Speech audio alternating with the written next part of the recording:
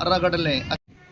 जो खरातीन होगा, खरातीन आपने उसको ले लेना है किसी पानी में या कुछ कोई अतर लेने, उसके अंदर इसको अच्छे तरीके के साथ इसकी भी रगड़ाई कर लें, या इसका अरग निकाल लें। अरग इस तरह निकालना है या ऐसे करें, उसको पानी के अंदर डाल के उसको उबाला दें, अच्छे तरीके के साथ पकाएं। उसके अंदर तकरीबन कोई 10 तोले पानी उसके अंदर डाल लें। ऐसे इतना पकाओ कि सिर्फ 1 तोला पानी रह जाए। वो 1 तोला उस अतरियात के अंदर आपने डाल लेना है।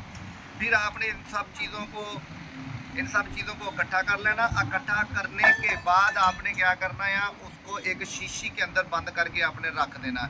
तकरीबन 6 से 7 दिन तक आप कोशिश करें उसको धूप में रखें।